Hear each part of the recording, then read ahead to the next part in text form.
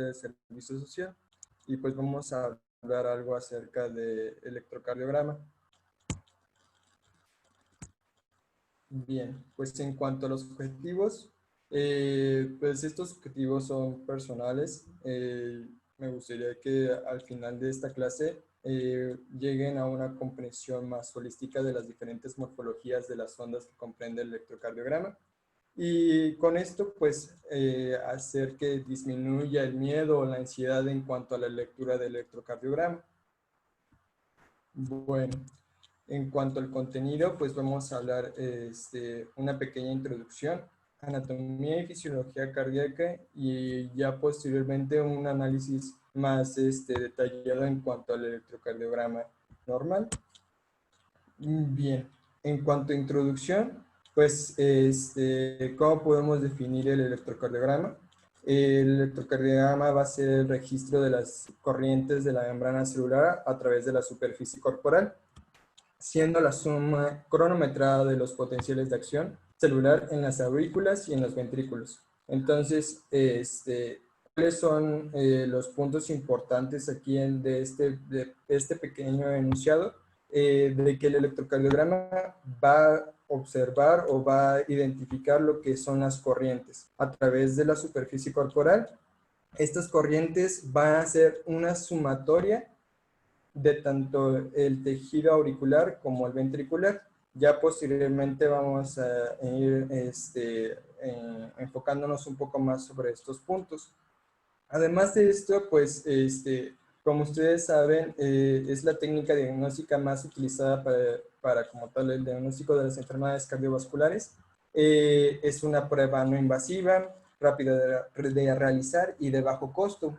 Entonces, por consiguiente, pues los médicos en formación y en general todos los médicos que están en primer contacto tienen que identificar de una manera acertada y veraz lo que es el electrocardiograma. Además de esto, como su nombre lo dice, electrocardiograma, es un diagrama como tal. Entonces, en cuanto a la definición de diagrama, podríamos decir que es una representación en imagen de diferentes componentes que existen en el corazón que van a estar orquestándose y que por consiguiente nos puede dar mucha información y que es importante identificarlas y pues conocerlas. Bien, entonces estamos diciendo que es electricidad, es un cambio, es una despolarización de la membrana. No sé si se recordarán en las clases de fisiología, de fisiopatología, todos esos cambios de electrodos, bueno, de electrolitos que van a estar fungiendo para pasar de un estado de polarización a despolarización. Entonces, estos cambios de electrolitos van a ser esenciales para generar este tipo de morfologías. Podemos decir entonces que antes de esto el corazón va a tener diferentes componentes celulares. Un automatismo generalmente formado por las células P, un sistema de conducción específico. Estos van a ser conformados por células transicionales y de Purkinje y tejido contráctil. Este tejido contráctil como tal, pues ya van a ser los cardiomiocitos. Nos recordarán también en las clases guía lo que hablaban, por ejemplo, los maestros a la célula cardíaca, esta célula que es apantanonada, que tiene un núcleo y que va a estar intercomunicada por discos intercalares o gaps. Entonces, estos gaps, estos discos van a ser esenciales para que la información que va a estar realizada o que se va a hacer a partir de este cambio esta despolarización, va a viajar por cada una de las células como un sinsitio, es decir, como una célula multinucleada. Entonces va a haber un sinsitio de aurículas y un sinsitio de ventrículos. Esto va a ser importante, como les comento, en la morfología de todo el electrocardiograma. Entonces, no sé si pueden ver aquí cómo existen estos cambios de despolarización a repolarización, en los cuales es esencial, por ejemplo, identificar que el nodo sinusal va a tener su fase de despolarización gracias a la entrada de calcio, y que en contraparte todo lo que es el esqueleto de la despolarización va a estar generado por una entrada iónica de sodio. Entonces, por consiguiente, tanto el nodo auriculoventricular como el nodo sinusal van a tener una despolarización más lenta, pero también tiene diferentes morfologías, haciendo que estas sean mucho más fácil de que se despolaricen, y por consiguiente es esencial estas características para que estos funjan como marcapasos. En cuanto a las fibras de Purkinje, podemos decir que tienen estos cambios de iones, como lo estábamos viendo en la imagen anterior, que se va a poder transpolar a lo que es el electrocardiograma. Entonces podemos decir que cuando está la fase 1, que en las diapositivas anteriores sería todo el cambio de potasio y la entrada de sodio, y parte de lo que es la otra es la entrada de calcio, va a estar localizado a nivel en cuanto a tiempo, a nivel del punto J. Parte de la fase 2, que ya es como tal la entrada de calcio, la meseta, como muchos la conocen, va a ser lo que es el segmento ST. Y ya la fase 3, donde sigue entrando potasio y hay un intercambio entre sodio y potasio, va a estar dada por la onda T. Como les digo, esto es solamente hablando en tiempo. Ya después, a lo largo de la plática, veremos por qué las morfologías de las ondas son diferentes, por ejemplo, en cada vector o en cada sector del corazón. Bien, entonces, como les digo, el electrocardiograma es un diagrama que nos puede identificar muchas cosas. Ya vimos la parte anatómica, en el cual podemos identificar, por ejemplo, alguna alteración a nivel de nodos, alguna alteración a nivel de todos los haces internodales en cuanto a las fibras de Purkinje, y que también podríamos ver también en cuanto al tejido contráctil. Entonces, el electrocardiograma puede darnos mucha información.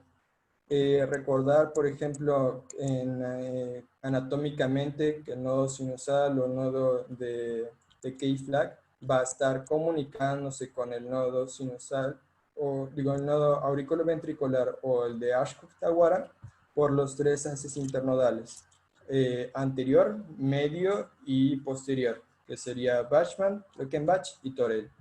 Ajá. Recordar, por ejemplo, lo que es el triángulo de Koch, en el sentido de que todas estas limitaciones que tiene esta área, para poder igual identificar que tiene ciertas anomalías que podrían dañar al nodo sinusal. Dio al nodo auriculoventricular. Las GIS con sus 2 tercios que sigue siendo parte del tabique, y el tercio inferior, que ya sería el tabique membranoso, y ya la rama derecha y la rama izquierda. La rama izquierda con la subdivisión anterosuperior izquierda, que inervaría al músculo papilar anterolateral de este lado, y la rama posterior inferior del músculo, o bueno, que estaría inervando al músculo papilar posteromedial. Si se recuerdan, igual en cuanto a anatomía, la rama derecha viaja a través de la banda moderadora, que también es algo importante identificar. Entonces,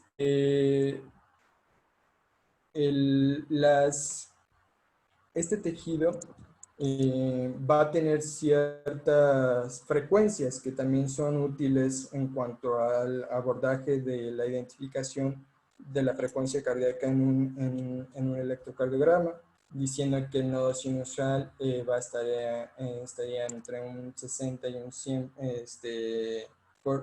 100 latidos por minuto, siendo entonces el ritmo sinusal. Un nodo aurículo-ventricular que podría darnos una frecuencia cardíaca de 40 a 60 y que lo podríamos identificar como frecuencia de la unión. Y los ventrículos como tal que pueden dar una frecuencia de 20 a 40, que lo podríamos identificar como una frecuencia idioventricular. Al final, como les digo, la representación del electrocardiograma nos puede hablar o nos puede decir muchas cosas. El electrocardiograma va a estar fungiendo o se va a formar a partir de la teoría del dipolo. Estamos diciendo que lo que está sensando es electricidad, y en cuanto a la electricidad es el cambio de una carga negativa a una carga positiva. Esto generará lo que es un vector. El vector tiene dirección, magnitud y sentido. Entonces, cuando ponemos electrodos en diferentes posiciones, van a poder identificar cómo este vector va viajando. Entonces, ¿qué nos dice la teoría del dipolo? Si, por ejemplo, ponemos a una persona aquí, como está representándose en esta imagen, analógicamente hablando, la despolarización, cómo va viajando el vector, hará que la representación gráfica se vuelva negativa. Y que posteriormente positiva por el hecho de que se necesita que se mantenga isoeléctrico. Si estamos en esta posición, veremos que el vector va a viajar hacia nosotros. Sin embargo, como sigue su transcurso, hará que esto se vuelva negativo. Esto pasará, por ejemplo, en el lado, en un electrodo a nivel de esta porción, en la cual va a ser difásica, es decir, que se acercó el vector, pero también se alejó en la misma magnitud. Si estamos hablando, por ejemplo, que estemos en esta posición, en la posición 5, que prácticamente lo podríamos ver como en esta analogía de esta persona que se está acercando a esta ola, vamos a ver que toda la fuerza de despolarización viene hacia nosotros. Entonces, esta representación gráfica va a identificarse como una onda positiva. Entonces, entendiendo lo que es la teoría del dipolo, podremos identificar por qué existen diferentes morfologías en cuanto a los vectores precordiales, en cuanto a los electrodos unipolares o bipolares. Entonces, como lo estábamos diciendo, una célula polarizada, es decir, en reposo, va a ser electronegativamente más negativa, más negativa por dentro que por fuera. Entonces, por ejemplo, en el caso del tejido contráctil en el corazón, está aproximadamente a menos 90 milivolts. Estos menos 90 milivolts va a cambiar cuando se despolarice hasta más 20 milivolts. Entonces, este recambio de iones, en el que si estamos hablando, por ejemplo, del tejido contráctil, va a ser la apertura de canales de sodio, que harán que esta célula, en vez de ser negativa, se vuelva positiva, como aquí se puede ir representando poco a poco. Entonces, el estímulo o el vector va a estar conforme a cómo se está dando la despolarización. Entonces, de una posición negativa se está volviendo, de una posición negativa, de una posición negativa se está volviendo positiva. Entonces, si estamos localizando o viéndolo desde este lado, vemos que el vector se está alejando y por consiguiente, ¿cómo lo representaremos? Como una onda negativa. En contraparte, si estamos de este lado observando cómo está viajando el vector, cómo se está dirigiendo hacia nosotros, se va a representar como una onda positiva. Entonces, esto es sumamente importante porque es la base principal de lo que es el electrocardiograma. Identificando o entendiendo la teoría del dipolo, ya podríamos identificar ciertas morfologías del electrocardiograma que podrían ser fisiológicas o patológicas. Entonces, por ejemplo, esta imagen se sigue identificando como la despolarización está viajando y por consiguiente, si estuviéramos en esta posición, al principio estaba yendo hacia nosotros. Sin embargo, en cierto punto se va a alejar y por consiguiente se va a volver o la vamos a representar como una onda negativa. Ya cuando la célula está totalmente despolarizada, vamos a generar la morfología de la repolarización. Entonces, en cuanto a la morfología de la repolarización, es sumamente interesante. En primer lugar, estábamos diciendo que la célula que era negativa por dentro, intracelularmente, ahora es positiva. Y que para que vuelva a un estado de reposo, es decir, una repolarización, se tiene que, se va a hacer desde el mismo lado donde empezó la despolarización. Sin embargo, como se va a cambiar de un estado positivo a un estado negativo, el vector que se va a generar va a ser del lado contrario. Y por consiguiente, la onda de repolarización va a ser de este lado positiva y de este lado negativa, ya que el vector se está alejando de este lado y se está acercando a este lado. Entonces, ya por ejemplo, viendo esta imagen, ya aunque se está repolarizando desde donde se despolarizó primero hasta donde terminó, sin embargo, como los iones, bueno, el estado pues sí, iónico pasó de ser de positivo a negativo, el vector que se genera es del lado contrario. Por consiguiente, desde este lado, estábamos diciendo que se acercó, por ejemplo, el vector sin embargo se está alejando. Y de este lado, pues decimos que el vector siempre pues se ha alejado. Entonces por eso se vuelve una onda negativa de este lado y una onda positiva de este lado.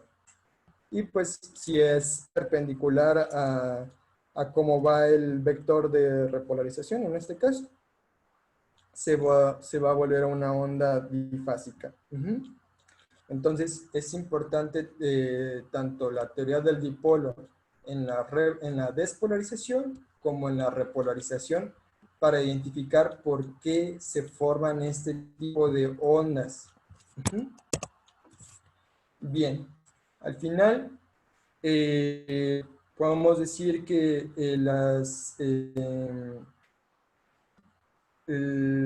los antecedentes del electrocardiograma pues vienen desde Einthoven, en el cual él empezó a identificar lo que ya conocemos como el triángulo de Einthoven, puso electrodos en extremidades y en esta extremidad puso la tierra, y con esto se pudo identificar lo que había de modificaciones de electricidad en cuanto al centro.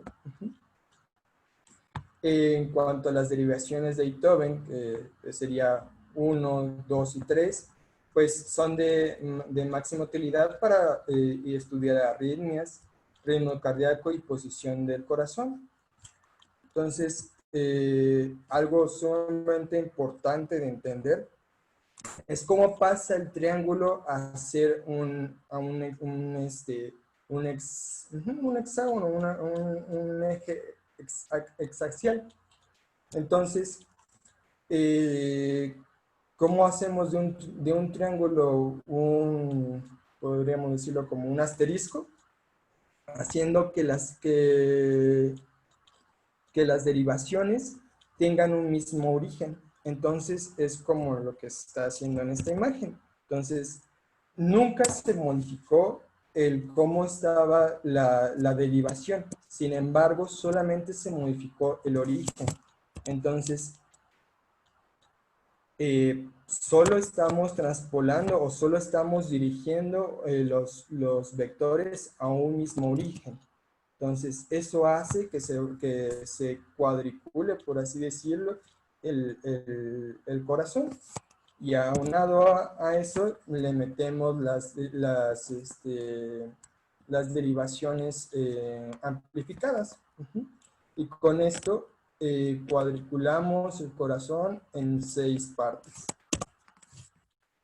Lo que se denomina entonces como sistema triaxial y hexaxial de Bailey. Entonces, haciendo esto, es decir, pasando a un mismo origen, vamos a poder dividir el corazón en el plano vertical cada 30 grados. Entonces, de las derivaciones de 1, de 2 y de 3, las volvimos todas a un mismo centro, y esto logró que todas estuvieran dividiendo el corazón en diferentes grados. Al final, las derivaciones horizontales van a ser lo propio, pero como lo podemos decir aquí, son horizontales. Hay algo que se llama módulo de Wilson. En general no es algo crucial de entender, sin embargo, pues se dice que se hace o se logró a partir de 5.000 ohmios. Y en general lo que hace es, de igual forma, generar un mismo origen, y este origen va a hacer que las derivaciones precordiales dividan el corazón, pero de una manera horizontal. Entonces, al final, el electrocardiograma, como estuvimos hablando al principio, va a dividir el corazón de una manera horizontal y de una manera vertical. Todo esto para poder identificar la mayor información posible. Aunado a esto, pues ya saben que tenemos vectores, bueno, sí, precordiales derechos o igual hasta posteriores para poder identificar en diferentes posiciones cómo se está llevando la despolarización y la repolarización del tejido. Entonces, los vectores de despolarización auricular. Los vectores de despolarización auricular van a ser dos. Un vector de despolarización auricular derecho y un vector de despolarización auricular izquierdo. La sumatoria de este vector va a generar lo que es el vector de la despolarización de las aurículas. En general, el vector de despolarización de las aurículas va a estar dado más o menos a unos 60 grados. ¿Esto para qué nos sirve? En primer lugar, a partir de esto ya podemos identificar por qué, por ejemplo, la onda P en ABR es negativa. ¿Por qué? Porque el vector de despolarización de las aurículas va de arriba hacia abajo y de atrás hacia adelante. Entonces, si estamos localizados de este lado, el vector de despolarización se está alejando y por consiguiente lo vamos a trazar como negativo. En general, todos los demás, derivaciones van a tener unas ondas P positivas. Puede haber que en algún momento puedan coexistir ondas P iso difásicas, es decir, que haya dos ondas, una onda positiva y una onda negativa, pero todo con base en la teoría del dipolo.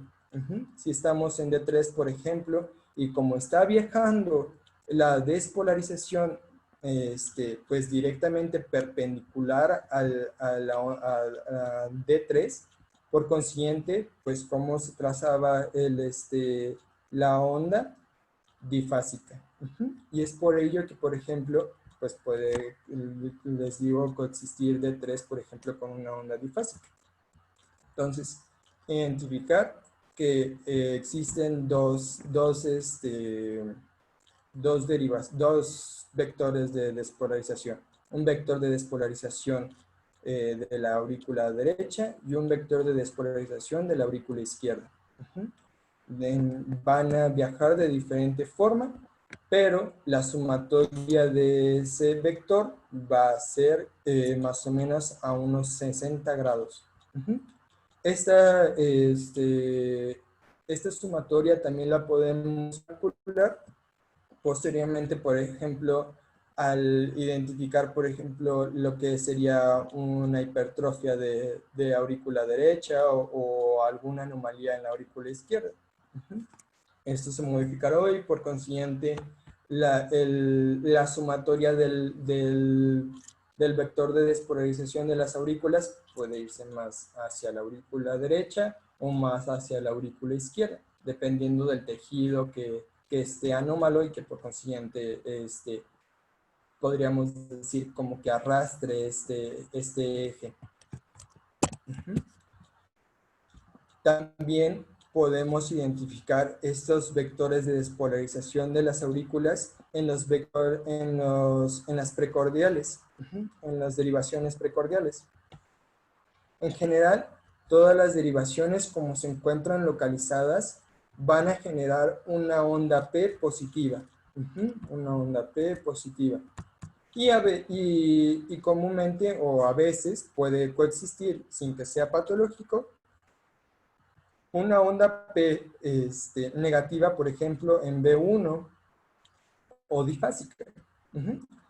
Todo esto causado por cómo se dan los vectores de despolarización auriculares y cómo sería la sumatoria de estos vectores. En cuanto a los vectores de despolarización ventriculares, es sumamente interesante, ¿no? Estas imágenes son del libro de castellano, que es electrocardiografía clínica, en las cuales se identifican diferentes vectores de despolarización.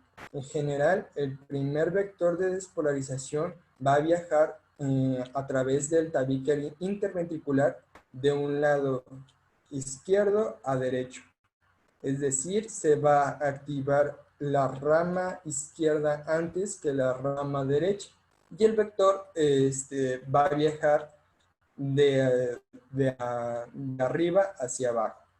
Esto porque es esencial.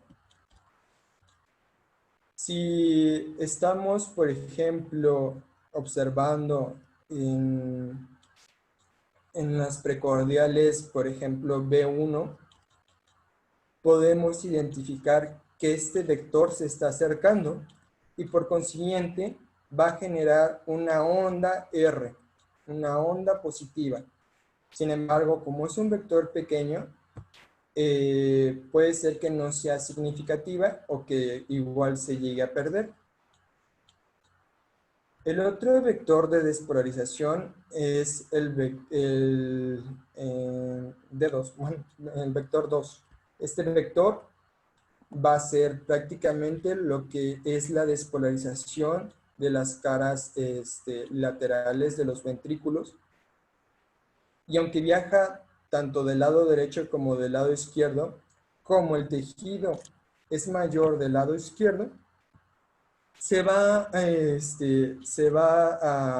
modificar este vector y va a viajar de derecha a izquierda y de abajo hacia arriba. Entonces, este vector, por ejemplo, localizado o localizándonos en los vectores precordiales de B5 y B6, como se está acercando, va a generar ondas R altas y ondas S en B1 y B2 también largas, por cómo se está dando el vector de despolarización. Y aparte de esto, existe otro vector de despolarización, que es el vector 3, que va a ser prácticamente todo lo que el resto de lo que es la pared ventricular. Sin embargo, va a viajar de abajo hacia arriba y más enfocado de izquierda hacia derecha. Esto va a ser, por ejemplo, importante cuando veamos en la clase posterior, en los bloqueos, por ejemplo, de ramas izquierdas o rama derecha. Entonces, al final, estos vectores de despolarización, como aquí se observan, aquí B1, B2 y B3, van a hacerse una sumatoria y se va a generar lo que es el eje eléctrico del corazón. Entonces, en las derivaciones verticales, es por ello que se hacen diferentes morfologías. Podemos tener, por ejemplo, una onda R pequeña en ABR causado por la despolarización o los vectores de despolarización 3. Y ya las ondas S profundas causado por la despolarización del vector 2. Las demás derivaciones van a ser comúnmente positivas. Y en donde sea la localización más perpendicular, se va a generar lo que es la onda difásica. Una onda que es igualmente positiva que negativa. Y esto, pues como ya en las anteriores diapositivas comentábamos, va a ser esencial, por ejemplo, para el cálculo del eje eléctrico. Entonces, vectores de despolarización ventricular en las precordiales. Lo que estábamos diciendo. La onda R pequeña en B1 causado por la despolarización del vector 1. ondas S grandes causado por la despolarización del vector 2 y la transición de una onda R pequeña a una onda R grande causado porque como están localizados los vectores, las precordiales, los precordiales van a poder censar con mayor detenimiento o con más exactitud el vector de despolarización más grande, que sería el vector 2. Por eso hay esa transición de ondas R, más grandes, bueno, ondas R más pequeñas a ondas R más grandes. También esto dependerá mucho cómo esté localizado la posición del corazón y pues por ejemplo ya en las siguientes clases, por ejemplo lo que se podría hacer hipertrofia de ventrículo izquierdo, en el cual sería todavía aún más grande el vector de despolarización 2 y por consiguiente las ondas R en B6 serían mucho más altas y las ondas S en B1 serían mucho más profundas y por consiguiente ya podríamos hacer por ejemplo lo que es el índice de Sokolov e identificar una hipertrofia de ventrículo izquierdo o con el índice de Lewis identificar una hipertrofia de ventrículo derecho. Entonces, todo el electrocardiograma, como lo he estado diciendo, se va o funge o se genera gracias a la teoría del dipolo. Entonces, identificar la teoría del dipolo, identificando que existen vectores de despolarización en diferentes posiciones y en diferentes magnitudes y direcciones, vamos a poder identificar por qué se genera esa morfología tan peculiar o tan diferente en cada uno de los electrodos que estamos colocando en nuestro electrocardiograma. En cuanto a los vectores de despolarización, de la repolarización ventricular, estábamos diciendo lo que en diapositivas anteriores, que era que ya después de la despolarización, ya que se volvió totalmente positiva la célula y por fuera negativa, el vector de repolarización va a dirigirse hacia el lado contrario de la despolarización. Sin embargo, ¿por qué las ondas T que se generan son positivas? Esto tiene mucho que ver por cómo está inervado e irrigado el ventrículo, haciendo que sea más irrigado la zona epicárdica que la endocárdica. Y por consiguiente, aunque el vector de repolarización se dirige, en este caso, de derecha a izquierda, en el corazón se va a localizar de izquierda a derecha, haciendo que la onda T sea positiva de una forma normal. Entonces, ya observando un electrocardiograma, cuando ya ustedes estén en clínica o en sus consultorios o en algún momento, el hecho de que una onda T se vuelva negativa tiene mucha significancia, ¿no? Desde que tal vez, por ejemplo, haya un bloqueo de rama derecha o un bloqueo de rama izquierda y que por consiguiente la repolarización se modifique y esa repolarización que está siendo desde el epicardio al endocardio se modifique y se vuelva negativa o se vuelva inversa. Entonces, la morfología normal de las ondas. Ya a partir de esto, podemos identificar por qué se generan tantas modificaciones en las ondas.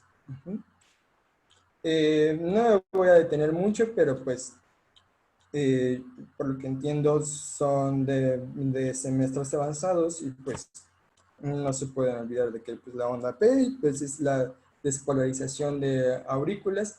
Comúnmente se dice que la onda P en el primer segmento o en la primera mitad es la despolarización de la aurícula derecha y la segunda mitad la despolarización de la aurícula izquierda, y que van a tener su significancia cuando veamos la siguiente clase, porque se modifica, por ejemplo, y se vuelven ondas picudas en la hipertrofia de aurícula derecha, o porque se vuelven la P mitral, como decimos, que es así el aumento en cuanto a la longitud de la onda P causado por la hipertrofia de aurícula izquierda, o de diferentes alteraciones en este tejido.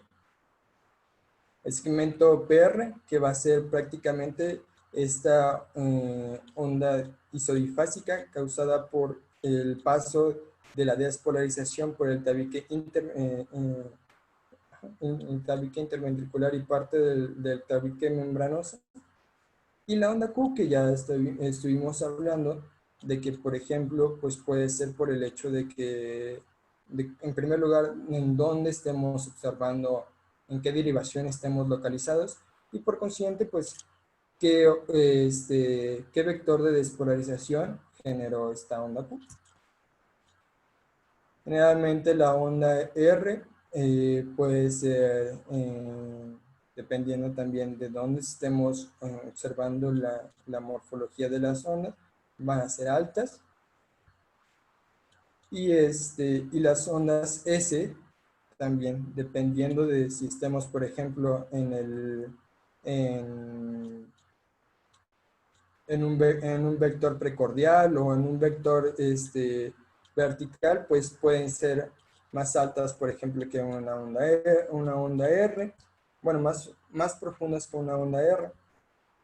El punto J, que va a ser esencial, por ejemplo, cuando ya veamos síndromes coronarios, en esa elevación o ese infradesnivel. Y la onda T, que es la repolarización. Estamos ahí identificando por qué esa onda T puede ser tanto positiva como negativa y por qué se generan esas ondas T positivas y cómo tiene que ser la morfología, que muchos refieren que debe ser asimétrico, que no debe ser tan altas. Recordar lo que es el intervalo, que es una onda junto con un segmento, que va a ser esencial, por ejemplo, a la hora de identificar bloqueos atrioventriculares. Por ejemplo, el complejo QRS, la medición de cada uno en cuanto a segundos, y que nos puede servir ya sea en bloqueos o bloqueos de rama derecha o de rama izquierda. Lo que es el segmento CT, que ya estábamos diciendo, en cuanto a lo que es síndromes coronarios. El intervalo QT, que va a empezar desde la Q y de la T, y que vamos a posteriormente identificarlo o corregirlo. Entonces, en general, desde la onda P hasta la onda S, va a ser una sístole. Y de una onda S hasta una onda T se generará la diástole. También podemos identificar lo que es un intervalo RR y que va a ser esencial, por ejemplo, para la identificación de la frecuencia cardíaca. Entonces, en cuanto a los aspectos técnicos, decimos que es esencial que a la hora de hacer un electrocardiograma, identifiquemos que la velocidad se encuentre a 25 milímetros por segundo, ya que, por ejemplo, en algunos electrocardiogramas se puede modificar y se puede hacer a 50 milímetros por segundo, y pues el trazo va a ser totalmente diferente y pues podrían espantarse ustedes o sus pacientes porque pues generalmente verían una bradicardia severa y con alteraciones muy significativas. Entonces es esencial identificar que la velocidad esté a 25 milímetros sobre segundo. El sentido horizontal en cuanto a los cuadros pequeños es de 1 milímetro, equivaldría a 0.04 segundos. Y en cuanto a los cuadros medianos o grandes, que equivalen a 5 milímetros, estarían dando 0.20 segundos.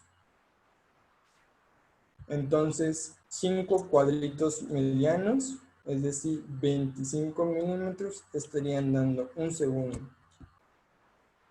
Sentido vertical, un cuadrito pequeño, que sería 1 milímetro, nos está dando 0.1 milivolts. En cuanto a los valores electrocardiográficos, esencial recordar nada más. La onda P va a medir 2.5 milímetros por 2.5 milímetros. Es decir, serían 0.25 milivolts o que sería ya como tal, sería hasta 10, hasta 0.10 segundos. Entonces, cuando vean un electrocardiograma, identificar la onda P, mide 2.5 por 2.5, sí, entonces es una onda P sin ninguna alteración. Un intervalo PR va a ser prácticamente 3 cuadritos por hasta 5 cuadritos, ¿no? Que sería igual a 0.12 o 0.20 segundos. Un complejo QRS, lo que ya estábamos diciendo anteriormente, que podría estarse modificando ya sea por ejemplo por hemibloqueos o bloqueos de rama derecha o de rama izquierda, haciendo que este sea mucho más ancho y que por consiguiente no logre ser menor a 0.12 segundos. El segmento CT, identificar si es isoeléctrico o está infra o supradesnivelado. La onda T, que sean positivas y asimétricas. Ya vimos por qué deberían de ser positivas. Y el intervalo QT, corregido, más o menos tiene que estar dándonos de 0.36 a 0.45 segundos. Entonces, por ejemplo, en el Harrison identifica aproximadamente 14 puntos para leer o interpretar un electrocardiograma. Ya pues en la siguiente clase pues tal vez podamos identificar esos 14 puntos, pero no nos ahorremos tanto en eso. Vamos a identificar ahorita por lo mientras 6 puntos. Entonces, el análisis del ritmo. El análisis de ritmo va a ser sinusal o no sinusal. Ya estuvimos identificando que para que sea un ritmo sinusal tiene que haber una onda P antes de un complejo QRS. Y pues generalmente lo que en las primeras diapositivas estuvimos diciendo, una frecuencia cardíaca aproximadamente de 60 a 100. Sin embargo, de todas maneras va a coexistir, por ejemplo, una bradicardia sinusal o una taquicardia sinusal. Es decir, que pasen a mayor a 100 latidos por minuto. Sin embargo, todavía localizando una onda P antes de un complejo QRS o una frecuencia cardíaca menor a 60. El cálculo de la frecuencia cardíaca. Generalmente yo les sugiero sacar la frecuencia cardíaca a partir de esta regla, en la que dice que 1500 entre el número de milímetros de R a R. Entonces, por ejemplo, en esta imagen, identificaron 15 cuadritos, es decir, 15 milímetros. Entonces, 1500 entre 15, estaríamos encontrando una frecuencia cardíaca de 100 latidos por minuto. Sin embargo, pues muchas veces no se pueda seguir esta regla, ya que puede ser que haya una arritmia y que por consiguiente haya una alteración en cuanto a la presencia de complejos QRS y por consiguiente pues podemos abocarnos a esta regla en el cual dice que, como lo estuvimos diciendo en las anteriores diapositivas, 5 cuadritos equivalen a un segundo, 5 cuadritos grandes o medianos equivalen a un segundo, y entonces si hacemos 5 segundos, tendríamos que multiplicarlo por 12. Si hacemos 6 segundos, lo tendríamos que multiplicar por 10. Entonces, en este ejemplo, son 5 segundos y vamos a identificar cuántos complejos QRS se dieron. Entonces, 1, 2, 3, 4, 5, 6, 7. Entonces, 7 complejos QRS que se identificaron por 12, 84 latidos por minuto. Tal vez si hubiéramos identificado 6 segundos y no sé, tal vez se hubiera encontrado un complejo QRS más o dos, pues ya sería 90, es decir, 9 complejos QRS por 10, 90. El cálculo del intervalo PR. Un intervalo PR, considerando, como ya lo estábamos diciendo, bloqueos auriculoventriculares. Ya posiblemente en la siguiente clase ya estaríamos identificando un MOVIX 1, MOVIX 2, un bloqueo total. Pero es esencial recordar que cuánto equivale a un intervalo PR y identificar también el segmento PR, porque pues eso es lo que también se modifica muchas veces y es lo que ya nos daría el diagnóstico de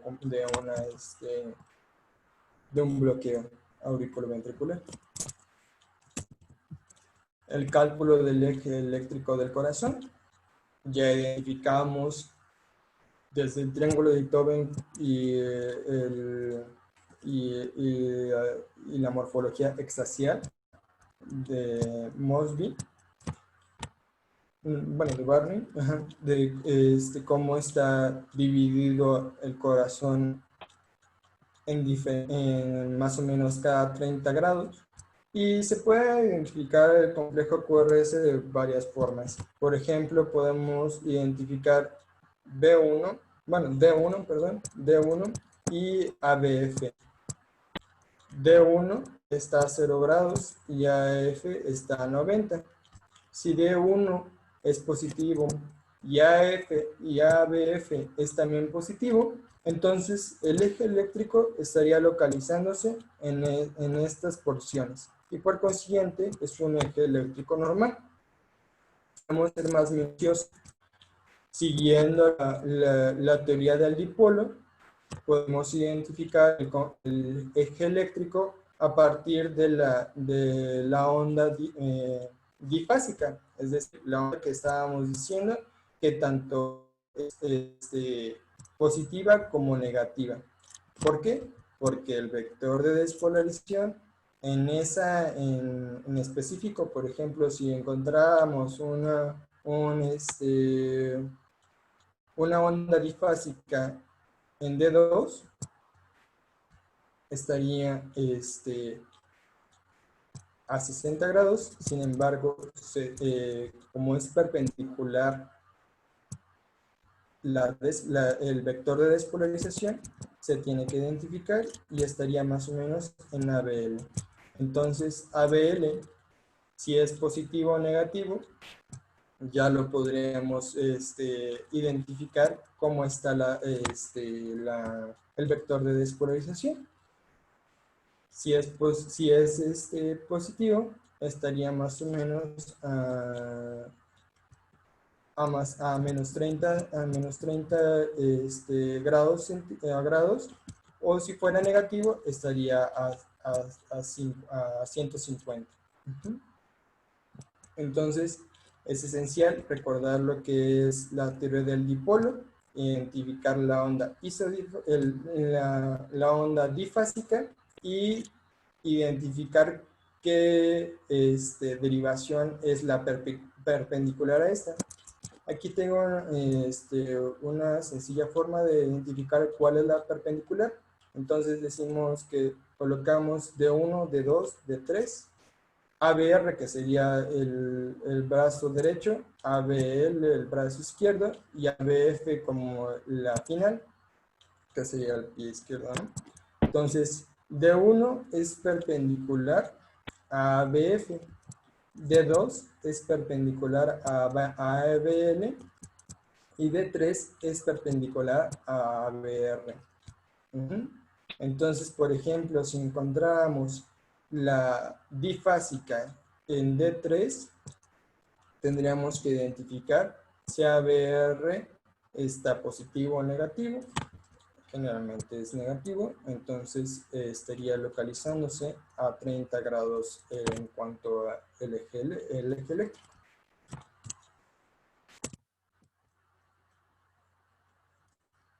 El cálculo del intervalo QT. El cálculo del intervalo QT se va a medir en segundos.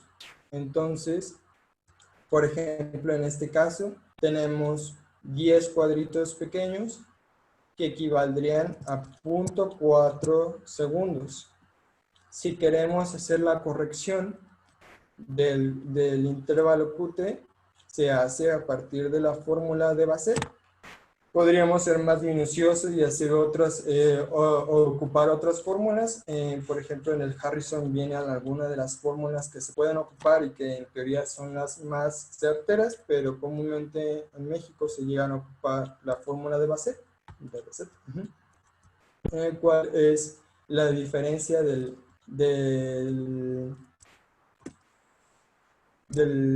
intervalo QT entre la raíz cuadrada de R y R, ¿no? Entre el intervalo R y R.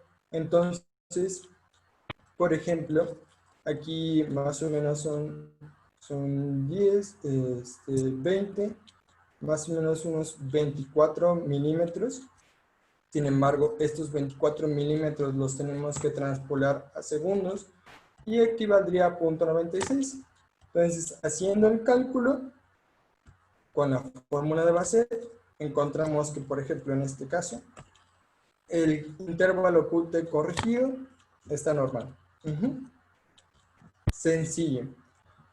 Parte esencial de hacer diagnósticos en los cuales pueda haber hipopotasemia o hipomagnesemia o alguna alteración de canulopatías. Entonces, sí nos brinda mucha información el intervalo QT corregido.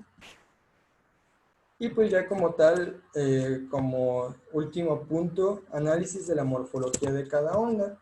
Ya dijimos, la despolarización de las aurículas, dependiendo de cada uno de los vectores y de las derivaciones en donde estemos localizados, pues podemos tal vez observar una onda P difásica o negativa, por ejemplo, en ABR. Pero generalmente, pues, las ondas P comúnmente se van a estar encontrando positivas. El intervalo P, ya dijimos, identificar cuánto mide, si hay alguna alteración en cuanto al segmento T, al segmento PR, y por consiguiente, pues, ya estar haciendo tal vez un bloqueo de auriculoventricular. El complejo QRS, también dependiendo de dónde estemos observando el complejo QRS. Por ejemplo, si estuviéramos en B1, podríamos tal vez identificar lo que pues, comúnmente le llaman como morfología de QRS de orejas de conejo, en el cual hay una onda R pequeña y posteriormente una onda R mayor, que por ejemplo ya estaríamos viendo el día de mañana por qué se generan esas ondas, pero pues en mi opinión, yo creo que con la clase que estuvimos viendo, pues ya identificaría que esa onda R, R', que es más grande, pues va a ser por el hecho de que la despolarización del ventrículo izquierdo tiene que viajar hasta el ventrículo derecho para despolarizarlo porque está afectado la rama derecha. Entonces, esa onda R alta va a generarse a partir del vector de despolarización 2. El punto J, identificarlo, esencial, por ejemplo, en síndromes como es el Brugada o síndrome de coronarios agudos. Y las ondas T, ya igual identificamos por qué las ondas T son positivas, por qué preocuparnos cuando son negativas.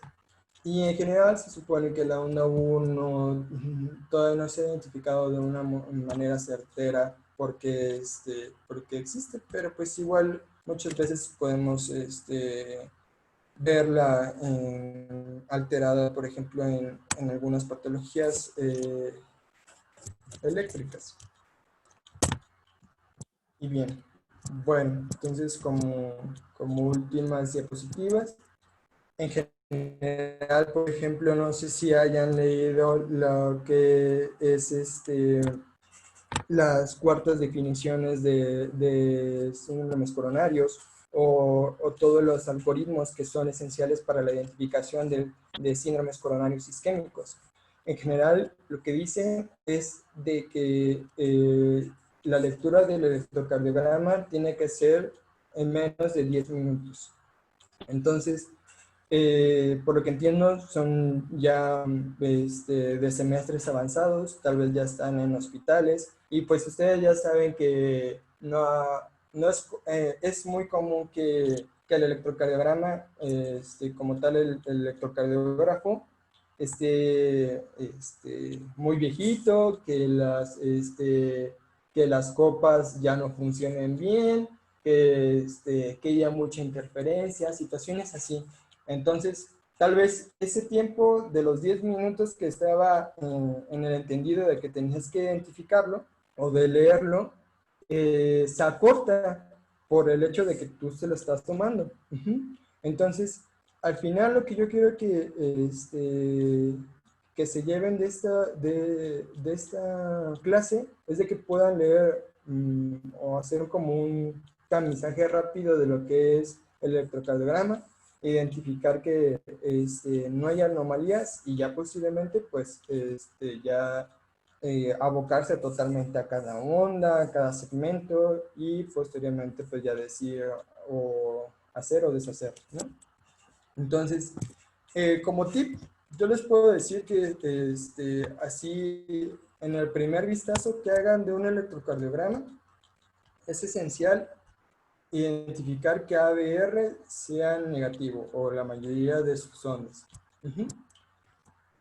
Podría tal vez la posibilidad de existir una destrocardia o alguna alteración extraña por ahí del corazón, pero generalmente ABR siempre va a ser siempre negativo, a menos de que hayan tomado el electro mal, que hayan puesto las pinzas mal y que por consiguiente encuentren que ABR sea positivo. Entonces, así antes de que lean así todas las derivaciones precordiales y las derivaciones unipolares y bipolares, identifican ABR. ABR es negativo, bien. Entonces continuamos con la lectura.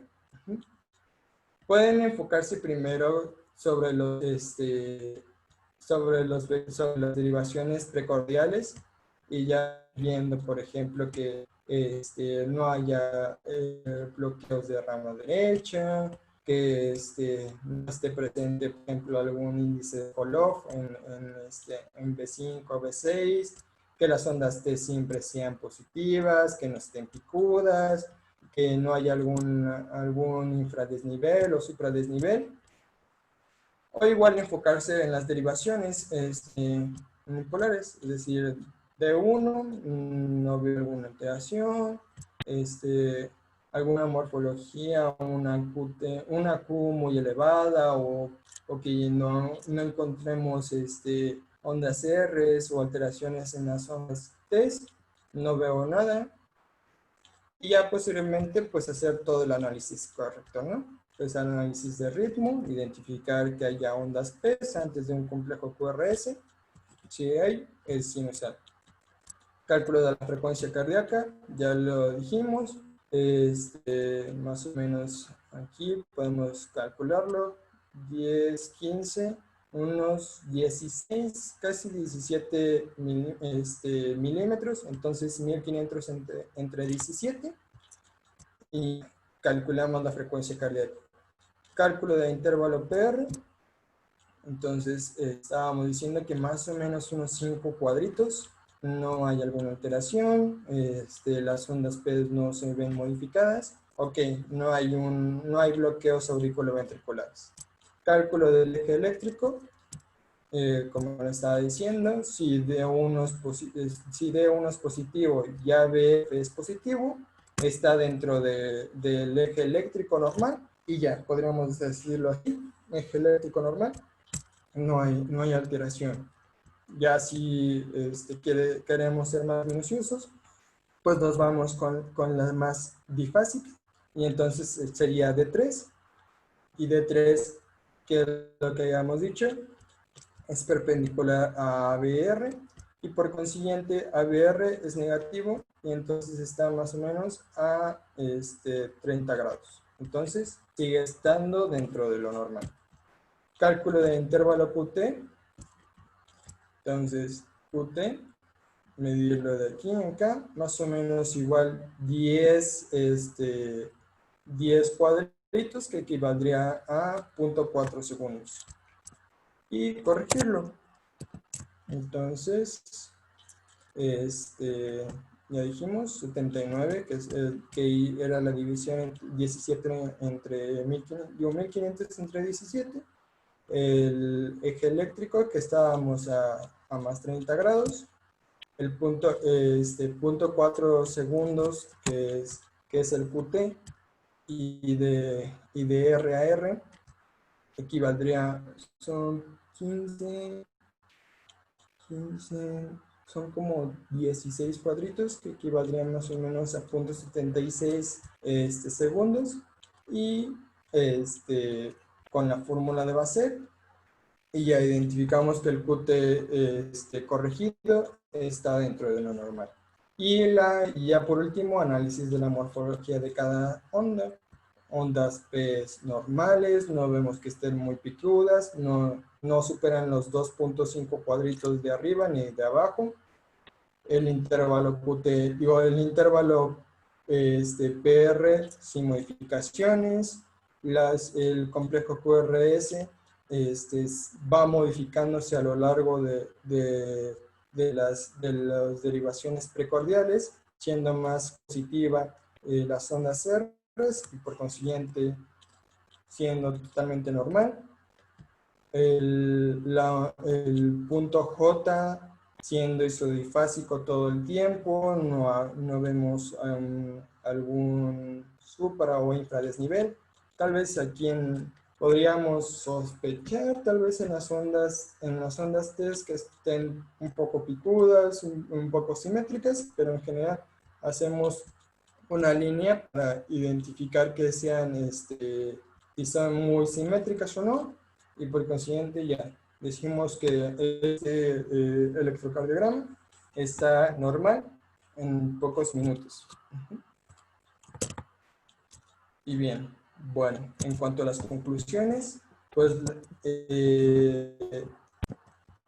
la importancia de entender que el electrocardiograma es una representación de los 3 componentes celulares cardíacos y su correlación anatómico-funcional. Ya dijimos, estos 3 componentes cardíacos, ya sea causado por lo que es los nodos, identificar, por ejemplo, que tal vez haya una frecuencia alterada, los bloqueos, ya sea de la rama derecha o de la rama izquierda o un bloqueo auriculoventricular, y ya como tal las células cardíacas que podríamos identificarlas, por ejemplo, con alteraciones de hipertrofia, de aurículas o de ventrículos, o tal vez el hecho de que estemos ante la presencia de unas ondas T negativas, pues nos identifica lo que es el componente celular cardíaco.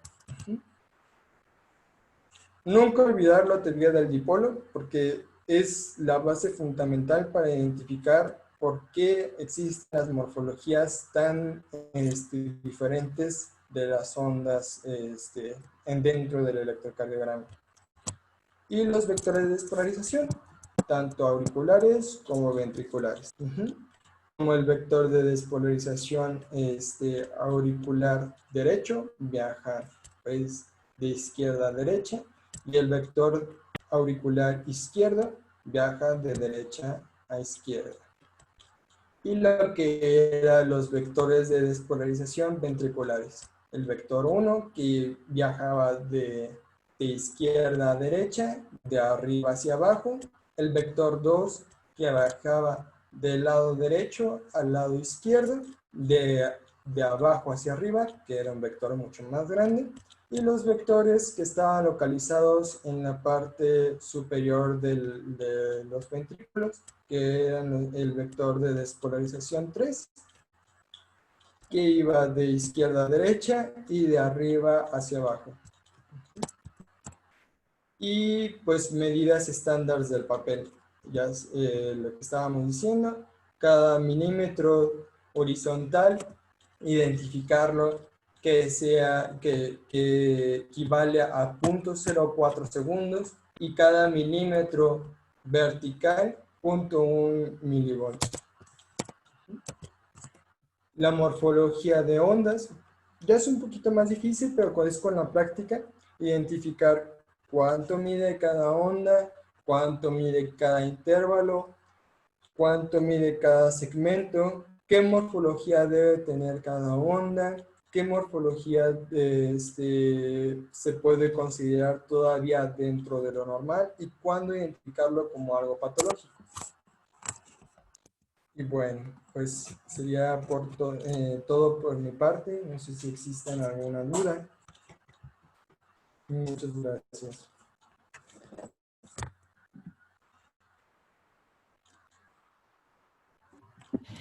Si alguien tiene una duda, hay que ponerla en el chat para que el doctor les pueda responder.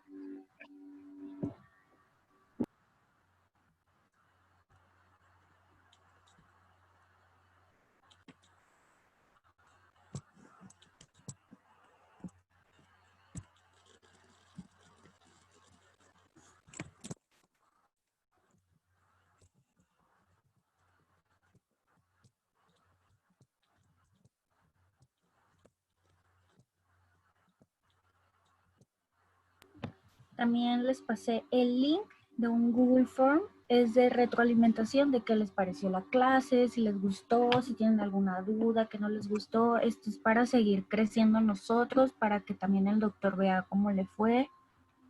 Y porfa les pido que lo llenen. Les voy a pasar otra info también. Gracias.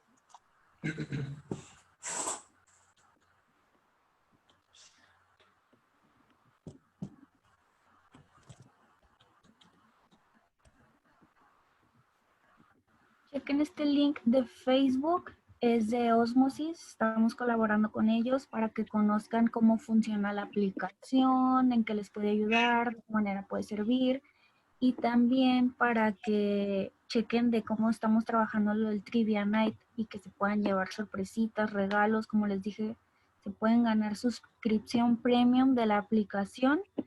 Y muchas gracias, doctor, por su ponencia. Lo esperamos en su siguiente clase.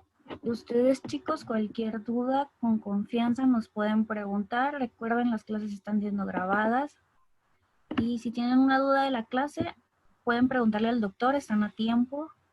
Y les agradezco a todos su atención y su asistencia.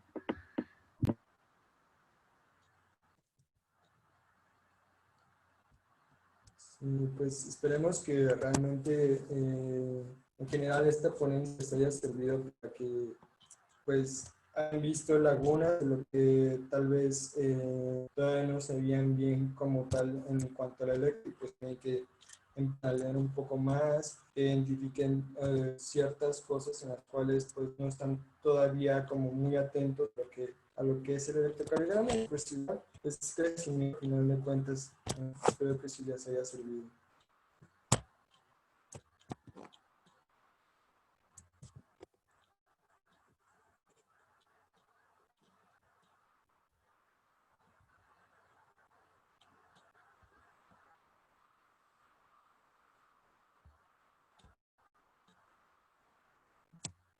Me parece que ya no hay más dudas.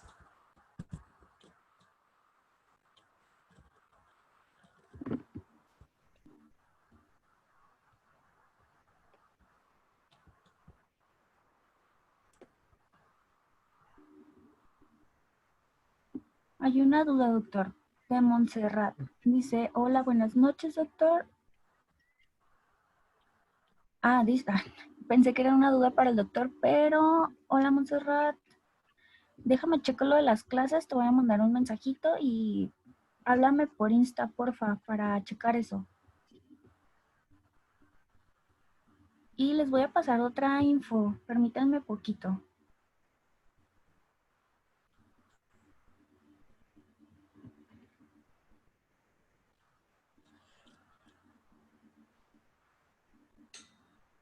No sé si han checado lo de Kahoot, que es la Trivia Night. Entonces, en Kahoot estamos poniendo, son casos clínicos, preguntas referentes a las clases que hemos estado teniendo, de los temas que se han visto. Entonces, fácilmente las pueden contestar y pueden ver si están aprendiendo, si no están aprendiendo, y teniendo ya los resultados, pues ahí también ustedes salen con premio. Entonces, se nos ocurrió una dinámica diferente. Vamos a darles acceso a Kahoot, les vamos a pasar el link. Va a estar publicado de aquí al 23 de septiembre. Entonces, van a poder contestar una vez el examencito o el cuestionario en donde van a poder participar y déjenles paso la info. Es esa. El Kahoot les pide una clave de acceso, es el que dice clave de acceso. Entonces, solo hay que responder en una sola ocasión. Tómenle captura de pantalla a su puntaje y hay que etiquetarnos en Insta con nuestra cuenta que es Recomendaciones de Medicina y Osmosis para nosotros ver que participaron. Entonces, cuando vayamos viendo quiénes van ganando, vamos a darles de premio, les vamos a dar 2 semanas gratis de la suscripción de la aplicación de Osmosis. Entonces, al finalizar el mes de septiembre, va a haber 4 ganadores, o sea, 1 por semana, que va a ser el torneo de los 4 magos, y los 4 ganadores se van a jugar una suscripción de 3 meses de Osmosis Prime. Si tienen alguna duda, nos pueden preguntar. Osmosis la pueden bajar en Apple o lo pueden bajar en los que no tienen iPhone, o bueno, no sé, en cualquier teléfono pueden bajar su aplicación. También se pueden registrar desde su computadora en Osmosis. Chequenla, está súper padre para estudiar, para repasar. Los videos están muy bonitos. Por eso estamos colaborando con ellos para que el estudio sea más fácil. Entonces, cualquier cosita, nos comentan, etiquétennos, sigan entrando a las clases. Si tienen dudas y alguien quiere entrar a otra clasecita de estos días, mándennos mensajes para ver cómo les ayudamos a meterlos, ver si hay algún espacio libre, o si hay personas que no entren, ustedes puedan entrar en lugar de ellos. Y muchas gracias, doctor. No sé si quiera comentar algo.